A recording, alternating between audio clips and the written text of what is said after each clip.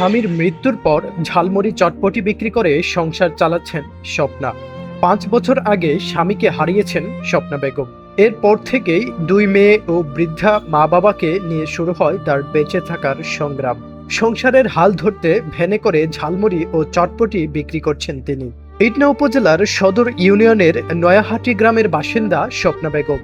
5 বছর আগে স্বামী আমির উদ্দিন মারা যাওয়ার পর সংসারের দায়িত্ব এসে পড়ে তার কাঁধে। পরিবারের অন্য কোনো আয়ের উৎস না থাকায় জীবিকার জন্য বেছে নেন ভ্রাম্যমাণ খাবার বিক্রির পেশা। একজন মহিলা হয়ে তার জীবন যুদ্ধ যেভাবে করে যাচ্ছে ফ্যামিলি সাপোর্টের জন্য, পাশাপাশি 2টা মেয়ে এবং তার বাবা মাকে লালন পালনের জন্য, এটা একজন মহিলা হিসেবে তার জন্য অনেক বড় ধরনের একটা যুদ্ধ। প্রতিদিন সকালে খাবার তৈরি করে ভ্যানে করে নিয়ে বের হন তিনি।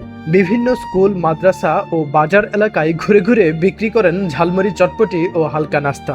সারাদিনের আয়ে কোনো মতে চলে তার সংসার।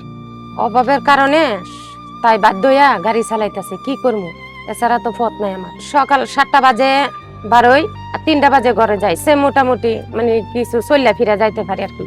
সংসারটা টানলে স্যার হিমশিম খাইয়া নাই। স্কুল ছুটির পর শিক্ষার্থীদের ভিড় জমে তার ভ্যানের সামনে। হাসি মুখে সবার হাতে খাবার তুলে দেন তিনি। স্বপ্না আন্টি আমাদের স্কুলের সামনে প্রত্যেক দিন আসে, ঝালমুড়ি বিক্রি করে। আমরা সবাই মিলে খাই।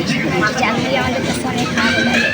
তবে আয় কম হওয়ায় সংসারের প্রয়োজন মেটাতে প্রতিনিয়ত হিমশিম খেতে হয় তাকে। স্বপ্নার বড় মেয়েকে অভাবের কারণে অল্প বয়সে বিয়ে দিতে হয়েছে। ছোট মেয়ে এখনো মাদ্রাসায় পড়াশোনা করছে। আমার 2 মেয়ে, আমার এক মেয়ের বিয়ে দিয়ে লাইছি অল্প বয়সে স্যার। অভাবের সংসার, কি করবো। আর একটা মেয়ে মাদ্রাসাত পড়ে, আর বাবা মা নিয়ে আর এই মুড়ি চালাইয়া আসি। বৃদ্ধ মা বাবার চিকিৎসা ও সংসারের ব্যয় বহন করতেও তাকে লড়াই করতে হচ্ছে প্রতিনিয়ত। সরকারের কাছে আবেদন করি, যদি আমরা সাহায্য বাহ্য দেয় তো আমরা চলতাম ভালো, আমরা একটু ভালো করি, ভালোই চললাম মনে। কিন্তু আমরা তো খুব কষ্ট হয়ে চলতেছি। অভাবের সঙ্গে লড়াই করেও সম্মানের সঙ্গে বাঁচতে চান স্বপ্না।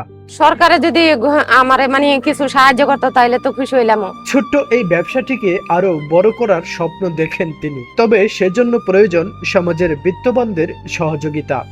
আমরা যারা এমন অসহায় এবং গরিব নারী যারা আমাদের কাছে আবেদন করে অথবা আমরা কারো মাধ্যমে শুনতে পারি, তখন তাদেরকে আমরা আর্থিকভাবে সাহায্য করার চেষ্টা করি এবং আমাদের উপজেলা প্রশাসনের পক্ষ থেকে আমরা তাদেরকে সেলাই মেশিন, কারো যদি প্রতিবন্ধী হয় তাহলে হুইল চেয়ার আমরা দেওয়ার চেষ্টা করি। যেমন যদি কোনো অসহায় এবং আর্থিকভাবে অসচ্ছল কারোর সন্ধান আপনারাও পেয়ে থাকেন, আমাদের উপজেলা প্রশাসনের সাথে যোগাযোগ করতে বলবেন।